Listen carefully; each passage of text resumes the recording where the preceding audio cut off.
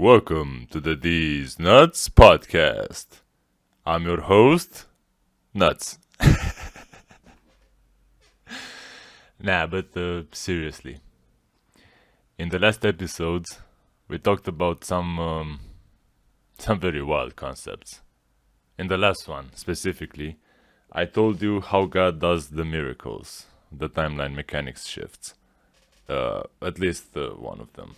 I'm not going to reveal all the secrets here. But this is a concept that is not a new concept. It was for me years ago when I had no idea about any of these things. And how I found about them was it's a complex story, and probably I'll tell it at some point. Spoiler, it involves 4chan, so obviously it involves the darkest corners of the internet. But how I found out about these sorts of concepts was through a very interesting speech by the author Philip K. Dick. It was a speech in Metz, France, I think. And it's kind of an older one. And I find it interesting how he is an American author and he had to get a translator there. And even there, they cut his speech to, more than half. And why couldn't he do this in America? Like, there is an unnatural amount of resistance to anyone attempting to talk about these subjects in a very serious and calm manner. Why is that? Just suspend your disbelief for 1 second and just tell me, why is the subject itself so arcane and so, it has so much pushback? I mean, I guess it did in the past, but nowadays it doesn't really matter. People are open to anything. It's so much chaos and so much uncertainty that people are like, oh, I've seen a UFO yesterday. And I'm like, yeah, me too. And everything is just normal. Everybody doesn't really give a fuck anymore. So anyway, this is one part of the speech. The speech is quite long. It's like 40 minutes, 50 minutes, something. But this is the part that I personally feel that it's more juicy, so to speak. Enjoy this segment and we shall talk about it afterwards. The title of my address is, If You Find This World Bad, You Should See Some of the Others. Le titre de mon discours sera « Si vous trouvez ce monde mauvais, vous devriez voir quelques-uns des autres ».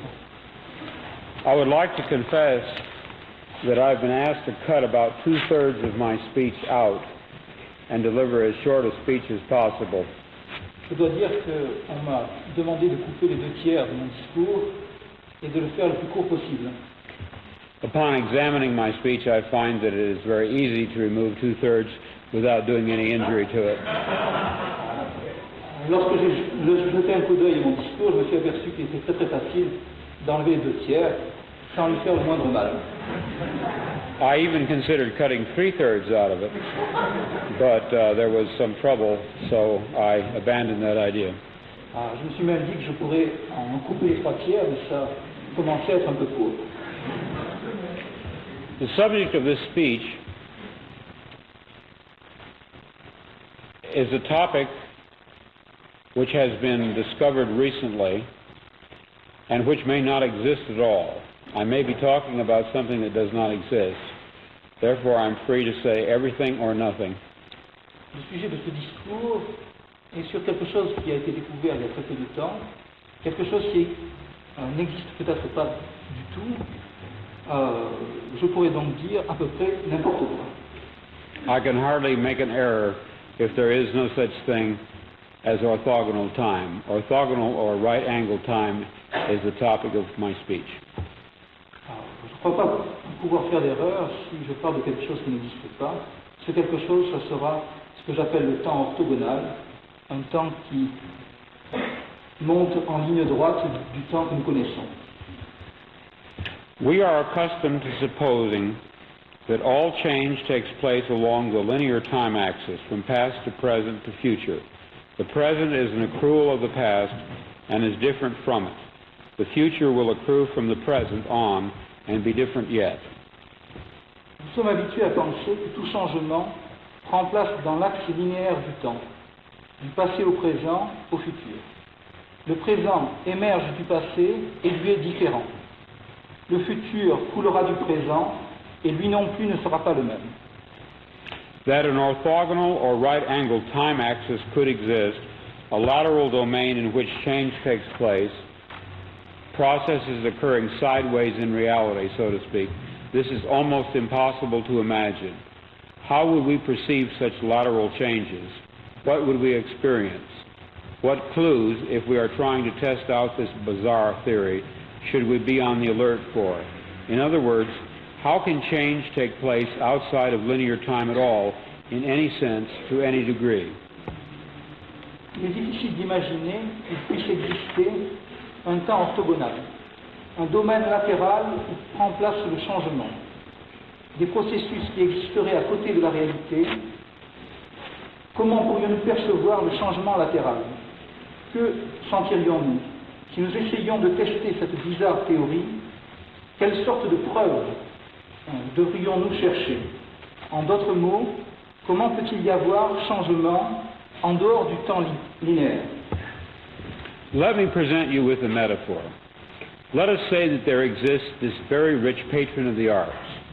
Every day on the wall of his living room above his fireplace, his servants hang a new picture, each day a different masterpiece, day after day, month after month. Each day the used one is removed and replaced by a different and new one.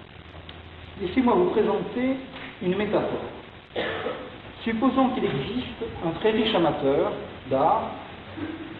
Chaque jour sur le mur de la salle de séjour, au-dessus de la cheminée, des domestiques accrochent un nouveau tableau. Chaque jour un chef-d'œuvre différent, journée après journée, mois après mois. À chaque fois, la peinture usagée est enlevée et remplacée par une nouvelle.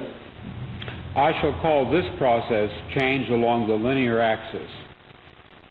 J'appellerai ce processus changement le long de l'axe linéaire. But now let us suppose the servants temporarily running out of new replacement pictures. What shall they do in the meantime? They can't just leave the present one hanging.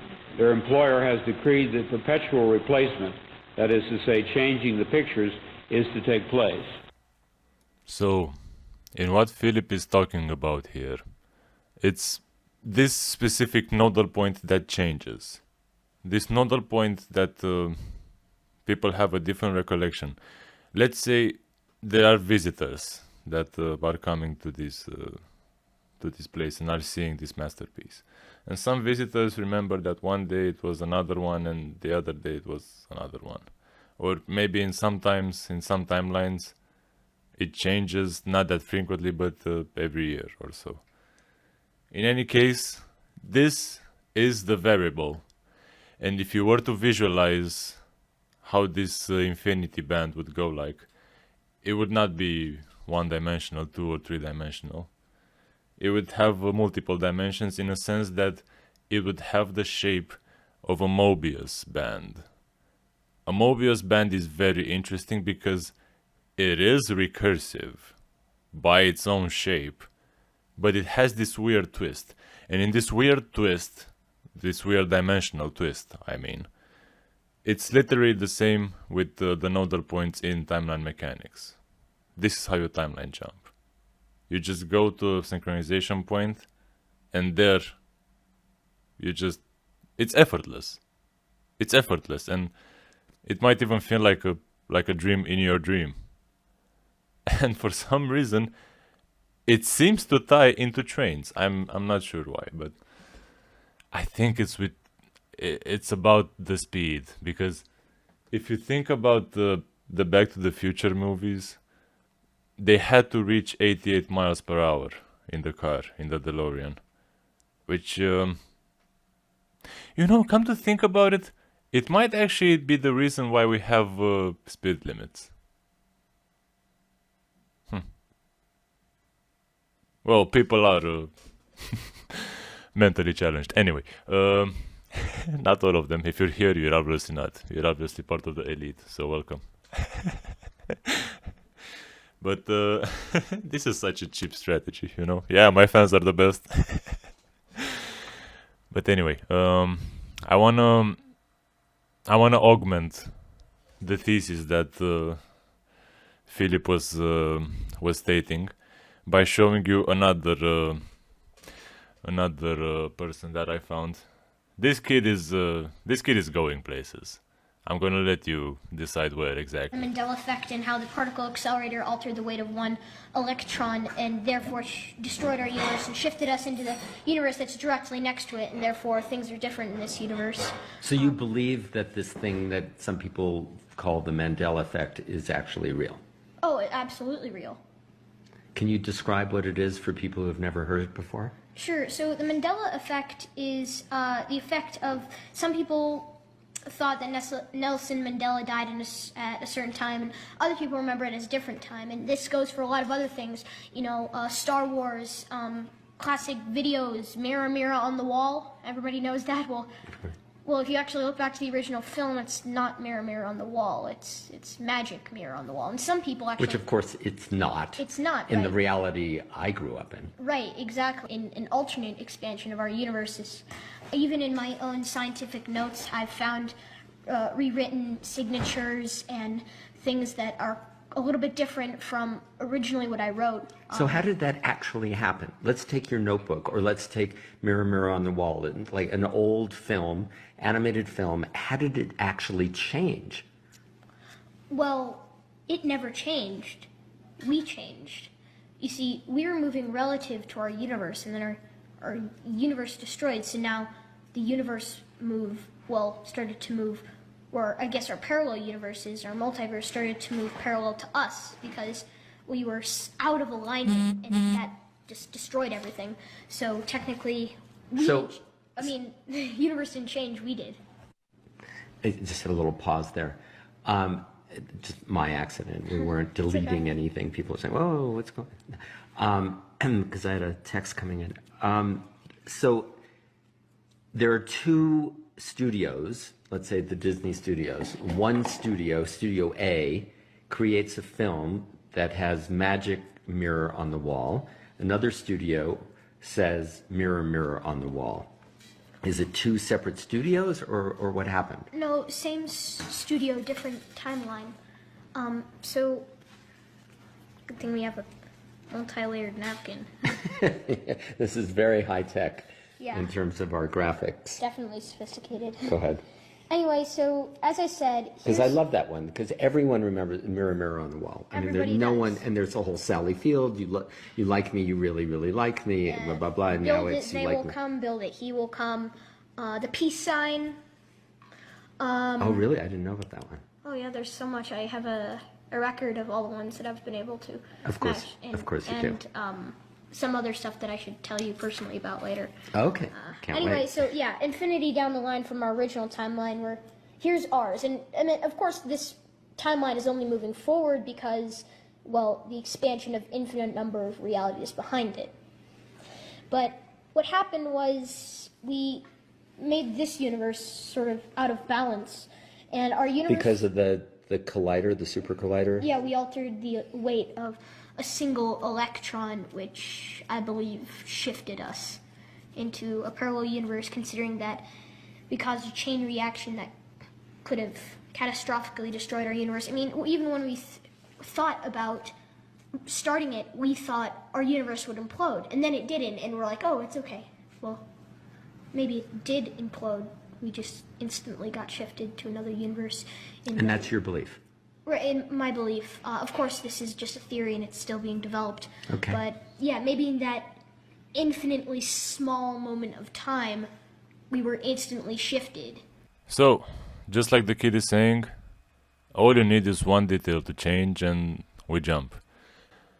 An interesting detail I want to point out about the CERN particle accelerator is that in front of their building, in front of their headquarters, they have a statue of Shiva the Destroyer, which I think is kind of kind of on the nose, if you asked me. Anyway, I will tell you another detail about us, the humans. We are carbon 666. As per image shows here, we are 6 protons, 6 electrons, and 6 neutrons. It's kind of interesting how this is called the number of the beast when... Are we the beasts? We also have the patent for from Bill Gates with the cryptocurrency mined from brainwaves or something. And it's specifically patent 666. It has a lot of zeros, but anyway. I want to argue that we as humans, we're not really our bodies, okay? This body is it's just a vessel in which you get to experience this human experience.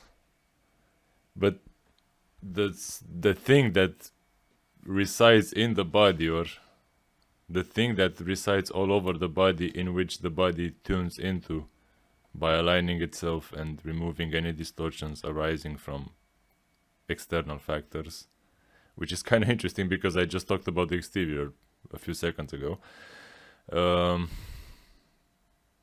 If you think like this, and if you think like me, the human is just a paradox. It's still an unanswered question that at the same time has no real option, I guess. I mean, it's very limited. But at the same time, it has this potential for literal divinity. And it feels like it's a matter of choice, of personal choice. And it feels like this is why it's so important to know that your body is your temple and you have to go within. You really don't get to choose. You have to go within, you know? Because if you do not know who you are and what are you made of, and subsequently, if you know yourself, you will come to know the others and the world around you. It is how it is, you know? But an interesting argument about the human condition and humans as a whole is that this body has a limited sensory detection, so to speak, that uses it to render its own understanding of what reality is, but it catches a mere glimpse of the total spectrum of what is actually available, energetically speaking. We can see a very small spectrum of color. We can hear a very limited spectrum of sound. Even smells. Dogs can smell cancer in people. Can you even believe that? Can you actually fathom that the dogs are having such an accurate smell that they can differentiate they can differentiate molecules specifically in live people? Can you even comprehend that this is reality for another type of life form that is not yourself, you as a human that needs coffee every morning, that goes to the good screen that goes to the bad screen from the good screen, you know, bad screen at work, good screen at night, where you watch Netflix. I'm sorry, this is not any belittling. I used to be like you as well, but then I really started to question what is this life? What am I? And now we are here, and I would like to present to you the next segment. This guy has been onto something for a very long time, but as it is with people, and as he explains it very well, people that have a spontaneous awakening to the current state of affairs in this life, let's call it, they are ahead of their time and they will not find it easy. It's not something easy. it really isn't. It's quite a challenge. Enjoy this segment and we will talk afterwards. All our senses are limited. So, with these limited senses, we naturally are seeing through a very narrow kind of tube or very narrow slit in the total reality there is. Now, as you're evolving, what happens is that slit opens up more and more and more. So you see more and more of that reality, and we assume that we see different realities. They're not very different realities, but rather a very extended, broad view of one very large reality. The Bible mentions maybe 4 to 6 colors maximum. Yeah. That is what people saw just there maybe 4,000 years ago. Nowadays, we see hundreds and thousands of colors. That is, our visual system has evolved. Let me draw what is called a bell curve, which looks somehow like this. This bell curve gives us a good picture of where most of the population is. That is what typifies a population. We can use this diagram also to describe evolution. The bulk of the population today is this intelligent, more or less intelligent biped, all right? And with a vertical spine, and who pushes the buttons on TV and drives a car, etc., etc. Now, there is some backthrow. That is, there are some people here in this area, very few people who are still gorilla-like. That is, they are hairy. They beat their chest when they see their neighbors and a few other things. And then we have other people who are here in this corner, very few of them, who are very highly developed, because we say that evolution is now pushing mankind in this direction, away from the gorilla types towards the very highly evolved people. At this point, we're here. What's going to happen maybe 1 million years from now, 500,000 years from now? This curve is going to shift. It's going to shift like this. That is, the bulk of the population will be very, very highly evolved. We've gone away altogether from the gorilla types, no more gorillas. And what we have here now is the average man is now the retarded person in evolutionary terms. The bulk of the population is extremely, very, very highly evolved. And the cutting edge of evolution here, these are very, very highly evolved people. We can't even imagine what kind of person that will be. He may not have a physical body at all. What's the habitat, so to speak, of this group here? Well, you just go out and you find them. They're all over the place. The habitat of this group here, what do you think? What do you think you find these people here? Hey? I suspect that you would find them in universities. You'd find the people who are very bright, people who are in the leading edge of professions. That kind of thing. I mean, it's an intellectual thing. Well, I suggest that you find them in mental hospitals, in nut houses. And the reason for that is that these people, they live in a different reality, in a reality which is very changed, and few of them are adapted to live in this reality. So naturally, they can't function very well. So the only safe place, only good place for them would be the mental hospital, unless they can integrate their different view of reality with their daily lives. Now, if they can integrate it, then we have people like Newton, like Darwin, like Faraday. These are the so-called geniuses. All right, so one important note was that Charles Darwin, first of all, believed in God, and second of all, he was a Freemason. So just keep that in mind with the whole evolution thing, right? But Itzhak is absolutely correct and quite accurate in his assessment of this sort of intelligence that is not really measured in conventional ways. I don't really want to find the clip, but I think I remember Jordan Peterson years before when he said that the IQ tests we have to change because the IQ keeps increasing. And while I'm no expert in this field, it feels right, because if you look at the spiral of consciousness, it can only increase, you know? It can only add novelty upon novelty and build upon itself into new novelty and new combinations of the combinations that were already made from the past combinations that were made in the past, you know? It is a cycle of growth that is not really perfect and perfectly looping. It has deviations so that, you know, it's just like the golden ratio and how a plant develops.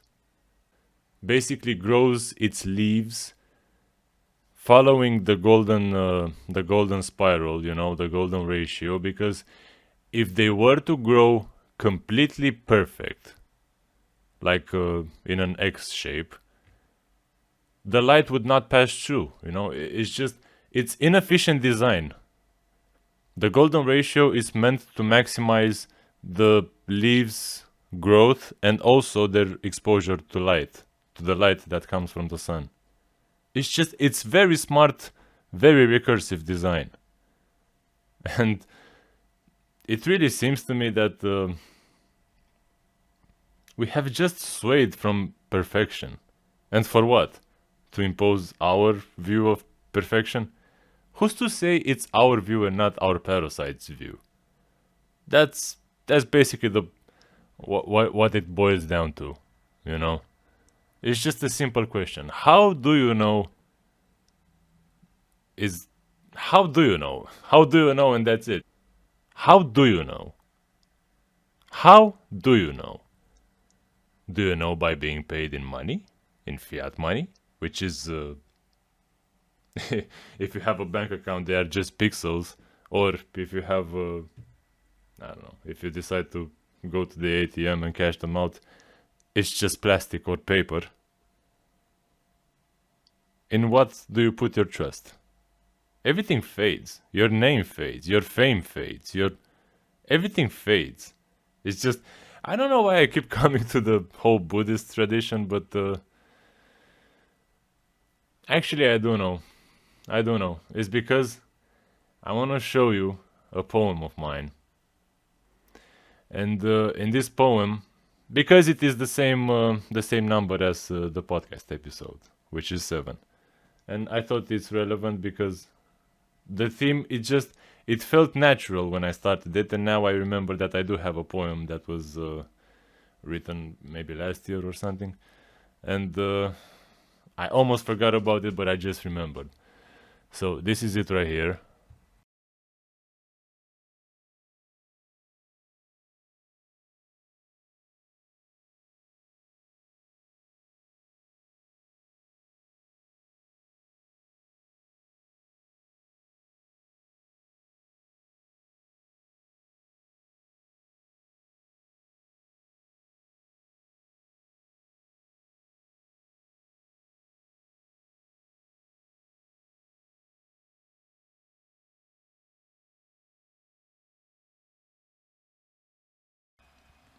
Alright, so now that you have read them, I want to remind you that in the last episode, I started off making my impression of Dr. Doom. And the reason I did that, the reason I failed to do that, is because I find it very interesting that I was a big Spider-Man fan as a kid. And I find it very interesting that archetype itself as a villain, because by all means, he's not really a villain. If you look at him, it's just ego. It's just really ego, in a very interesting way. But ego may be used as a proxy, and I wanna explain. I wanna show you the other side of the coin, so to speak, because you have seen the side of Dr. Doom in the last episode with Antarctica, with all that talk, right? With all the mind control, with all the government, which again, etymologically speaking, govern and ment, where ment is mind in Latin. You have seen that side, and now I want to show you a little bit about Spider-Man's point of view, which again, I want to note the spider has 8 legs, and 8 is the sign of infinity, right? It is the symbol. If it lays down a bit, if it chills. But something interesting about this poem is that it mentions bells. We need bells. And now, please enjoy this.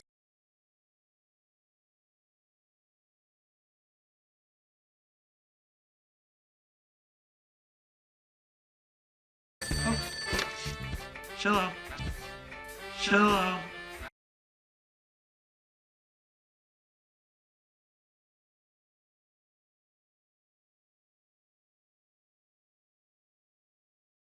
Eddie, and a really big to make a last-second adjustment to the plan. Yes. The plan. What is it? Right. Okay, stay low. Wait for my signal. Oh, when Mother sees what I have accomplished. What's up, Doc? Eat his brains. Signal! Signal! That was the signal!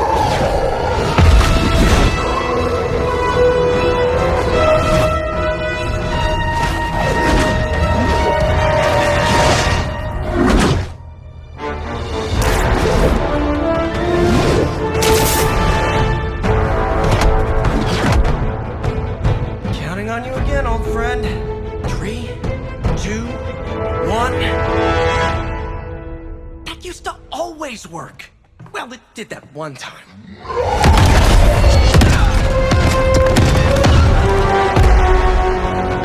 Parker, report.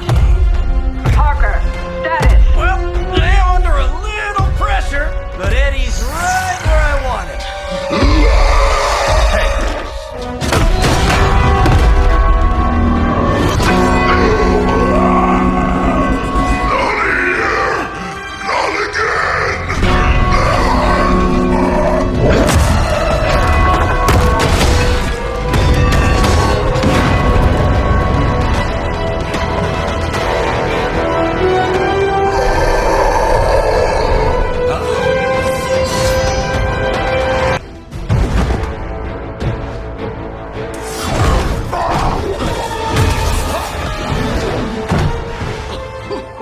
Much as I enjoy this dance of ours, Eddie, I think it's time we changed it up. So how about we try a little smash up?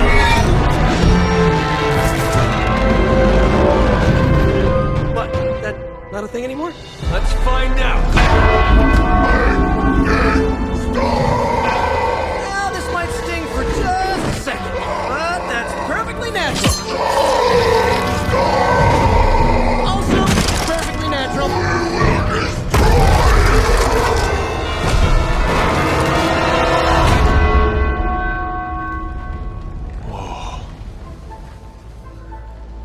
What just happened? Just a little something I like to call the plan. You know what the plan is, people? The plan is stop pretending we're not slaves. It's a good start. And start remembering who you are really. Your birth name was given to you by entities that... Do you really know them? Do you have any idea who they are? Yeah, they are your parents. They are your parents. Please, do an effort and start remembering who the fuck you are. Because as I'm about to show you right now, they stole that from you. And they can only win if you let them win.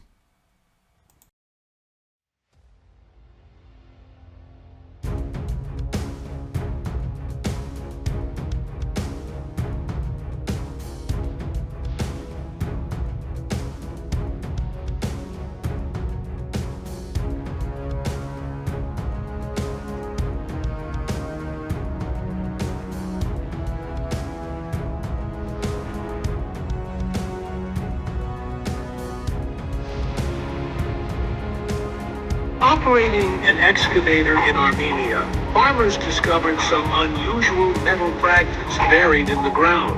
When they attempted to move one of these pieces, they realized its shape closely resembled a bell. To understand how this bell ended up in their field, the farmers consulted archaeologists. During their investigation, they made a shocking discovery: an entire lost cemetery dating back to the 1810s. The purpose of these bells remains unknown, but local legends claim they possessed a powerful healing ability. Supposedly, the bells emitted a special vibrational frequency that could heal serious illnesses, clear the mind, and even destroy tumors. Most mysteriously, when these findings were presented to scientists, they immediately sought to conceal the evidence. So, the purpose of the bells was not that unknown. I just explained you what they do. And this vibration, you can still see it, this healing frequency that they emit. You can still see the remnants of this technology and its application and the lore that was embedded in some people that they did not manage to wipe it off in some of the Buddhist nations in Asia. I think I've seen some pictures where people literally sit in bells when they ring them. And you know what? It makes sense. It makes sense if you know about cymatics, which is the fact that different frequencies can shape the vibration, obviously, but the pattern that certain liquids or certain grains of sands emit in these frequencies, you know. It's all just sacred geometry. It really is. It really, truly is. Do you remember they said that 98% of our DNA was junk? That's because they were looking into the helix straight on like this. When you look at it down the top of the helix, we get sacred geometry, all right? This is all your somatic frequencies right here. All right, so this is your DNA helix from the top looking down. This is all your somatic frequencies, and this is all your church windows. So who else is going to be able to explain how the church had the shape of our DNA 1,500 years before Harvard was even established? That's because this is your DNA operating at different frequencies right here. This article talks about DNA as an electromagnetic fractal cavity resonator, its universal sensing, and fractal antenna behavior. This means that your DNA literally connects you to the Father, all right, through the ether. This is going to be your connection to Christ. Now, this is why when we look at the U.S. patent design for a fractal antenna, we get a cross, okay? And that's where cruciform DNA comes from, because it's all your linear DNA, your two-strand DNA folds into cruciform stacks. This is your connection to Christ right here. Here it is again, double-stranded DNA with self-complementary sequences can form cruciform structures, okay? This is how these DNA strands fold and they connect as an antenna through the ether and electromagnetic forces to the Father. That's why all your rose windows are the same shape as your DNA helix from the top down, because they had the structure of the DNA 1,000 years before Harvard was established. So this is a ResearchGate article of the cross-section of DNA from the top. You see all these colors right here, how they blend into resonance like that? That's all these base pairs on the inside of the DNA structure right here, the helix forming a resonance, right? And they produce color charges, and this is the basis and the building blocks of your DNA structure. And they're all going to form together to form sacred geometry. The same shapes that are in all your stained glass windows. Okay, these are all somatic tones. This is all magnetic resonance, okay, through sound waves and light and energy that interacts with our DNA structures. You can see here right at the top, these are all your vowels, okay? The somatic frequencies are all your vowels. This is a church window, all right? Then we have the Aztec, Egyptian, Hindu, and even CERN, because this can be used for the good or the bad. This was in all of our ancient cultures, and this is what CERN reverse engineered. This is your DNA structure right here from the top. That's another somatic window right there. Because your DNA is an antenna, okay? It connects you to Christ. This is why the Catholic Church had the structure of our DNA 1,000 years before Harvard. I'm not even playing, okay? This is the inside of your DNA. These are all atoms right here and color charges interacting together that bond and produce a magnetic resonance. And it creates a resonance, a magnetic field, and this is what powers all your cells and all your cellular function. And the bells were just, they were not just a noise. It was realignment. It was hearing geometry, if you will. And coming back to your roots as I don't know. I don't even know what to call it, because we have strayed so far away from that world that I don't like this one. I really don't like this one. And I really want to get back to the other one, and the only way I can fathom to do that is by helping you people remembering who you are, and by showing you all this specially curated informations which came from different sources, but as we all know, God works in mysterious ways, and I mean, is there something separate from God? I don't really think so. And this podcast has been very interesting. I want to end on a simple note. How do you know what is true? How do you know if history, his plus story, is actually real and not written by the victorious people or the ones that came after the reset? How do you know? Again, no conclusions, no nothing. I just ask you, how do you know? And if you have an answer, please write to me.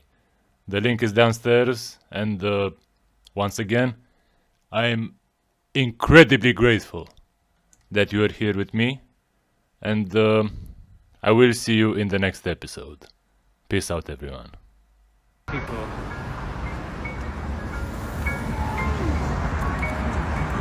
Oh my God!